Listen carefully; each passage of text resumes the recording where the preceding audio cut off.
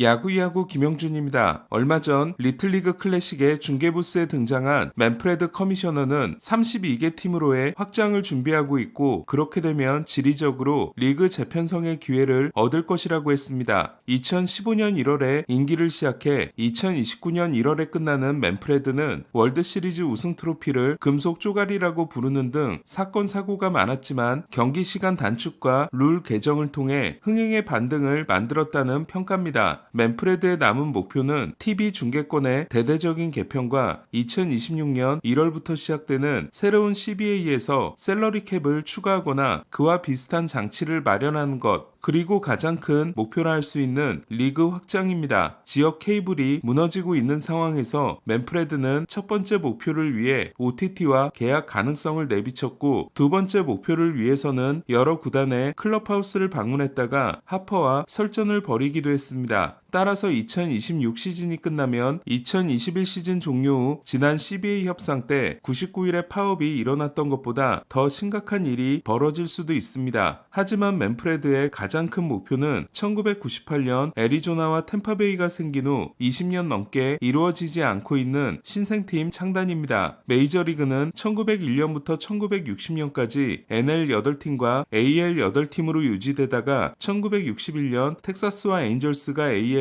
1962년 매츠와 휴스턴이 NL에 생겨 20팀으로 늘어납니다. 1969년에는 다시 워싱턴과 샌디에고가 NL에, 밀워키와 캔자시티가 AL에 생겨 24팀이 됐고 1977년에는 AL의 토론토와 시애틀이 생겨 AL 14팀, NL 12팀이 됩니다. 1993년 NL의 콜로라도와 마이애미가 생겨 14팀으로 같아졌다가 애리조나와 템파베이가 생긴 1998년에 밀워키가 AL에서 NL로 넘어가 AL 14팀, NL 16팀이 됩니다. 당시는 인터리그를 특정 기간에 몰아서 잠깐 했기 때문에 짝수여야 쉬는 팀이 없었지만 2013년 상시 인터리그가 도입되면서 휴스턴이 NL에서 AL로 넘어가 15대 15가 됩니다. 현재 미 4대 프로스포츠는 MLB와 NBA가 30팀, NFL과 NHL이 32개 팀입니다. 미국의 국민 스포츠인 NFL은 경기 수가 많지 않고 작은 연고지에 만들어도 언제든 경기장을 꽉꽉 채울 수 있습니다. 하키는 4개 스포츠 중 규모가 압도적으로 작지만 캐나다에 7팀이 있는 게 큰 도움이 되고 있습니다. 메이저리그는 가장 많은 경기를 하고 저렴한 티켓을 많이 팔지 않으면 유지가 안 되기 때문에 리그 확장이 가장 어려운 스포츠입니다. 그렇다면 맨프레드가 꿈꾸는 32개 팀 체제는 어떤 모습일까요? 먼저 오클랜드를 포기한 애슬레틱스는 새 구장이 완공되는 2028년에 라스베이거스로 갑니다. 구장 건설에 공적 자금을 지원하면서 입장 수입을 과다 책정한 데다 라스베이거스의 관광산업이 흔들리고 있다는 이야기가 있지만 오클랜드보다는 나을 수밖에 없습니다. 템파베이는 잭슨빌에 기반을 둔 부동산 사업가에게 매각이 진행 중인데 새 구장 건설이 막혀있는 만큼 잭슨빌로 가져갈지가 주목됩니다. 현재 창단을 원하는 지역들은 오리건주 포틀랜드와 유타주 솔트레이크시티, 테네시주 내슈빌과 노스캐롤라이나주 샬럿 또는 랄리, 캐나다 몬트리올 등입니다. 몬트리올에서 한번 실패했음을 고려하면 서부에 하나, 동남부에 하나가 생길 가능성이 높습니다. 32팀이 되면 디비전을 4개로 나눠 NFL처럼 14팀이 진출하거나 NBA처럼 16팀 진출이 가능해집니다. 현재 메이저리그는 디비전 우승 3팀과 와일드카드 3팀씩 12팀이 진출하고 있기 때문에 팀수가 늘어나면 PS 진출팀을 자연스럽게 늘리는 게 가능해집니다. 하지만 지금의 구성을 깨는 대대적인 이동은 불가피해집니다. 상상력이 지나치게 풍부한 진보드는 2년 전에 올렸던 글에서 메이저리그가 양대 리그를 포기하고 NBA나 NFL처럼 컨퍼런스를 도입할 걸로 예측했습니다. 재미삼아 보는 보든의 예상은 동부 컨퍼런스 이스트 디비전에 양키스, 매츠, 보스턴, 필리스, 노스 디비전에 토론토, 신시내티, 클리브랜드, 디트로이트, 미드 애틀랜틱 디비전에 볼티모어, 샬럿, 피츠버그, 워싱턴, 사우스 이스트 이스트 디비전의 애틀란타, 마이애미, 템파베이, 내슈빌, 서부 컨퍼런스 웨스트 디비전의 다저스, 에인절스, 샌디에고, 애리조나, 퍼시픽 코스트 디비전의 샌프란시스코, 시애틀, 콜로라도, 라스베이거스, 사우스 웨스트 디비전의 휴스턴, 텍사스, 세인트루이스, 캔자시티, 미드웨스트 디비전의 컵스, 화이삭스, 미러키, 미네소타로 지금까지의 전통과 역사가 모두 사라지게 됩니다. 동부 컨퍼런스의 이스트 디비전은 양키스, 매츠, 레드삭스, 필리스 최고의 흥행팀들이 한 곳에 몰리게 되고, 서부 컨퍼런스는 다저스, 파드리스, 에인절스가 뭉치지만 다저스와 자이언츠가 찢어지게 됩니다. 디 애슬레틱의 스티븐 네스빗은 보다 현실적인 개편안을 제시했습니다. 네스빗은 1876년에 시작된 내셔널리그와 1901년에 시작된 아메리칸 리그의 전통을 무너뜨리지 않으면서 라이벌 관계 또한 최대한 유지하는 걸 중요하게 생각했다고 합니다. 네스빗의 제안을 살펴보면 먼저 아메리칸 리그는 양키스, 보스턴, 볼티모어, 토론토가 동부, 디트로이트, 클리브랜드, 미네소타, 화이삭스가 북부, 콜로라도가 리그를 건너와 텍사스, 휴스턴, 캔자시티, 콜로라도가 남부, 시애틀, 에인절스, 라스베이거스와 함께 포틀랜드 또는 솔트레이크 시티가 들어가 서부 디비전을 이루게 됩니다. 서부는 이동거리가 상대적으로 길지만 시애틀과 포틀랜드, 에인절스와 라스베이거스는 상대적으로 붙어있게 됩니다. NL은 다저스, 자이언츠, 디백스, 파드리스, 서부 4팀이 고립되어 있지만 디비전 내 이동거리가 크게 줄고, 북부는 컵스, 카디널스, 미러키, 신시내티,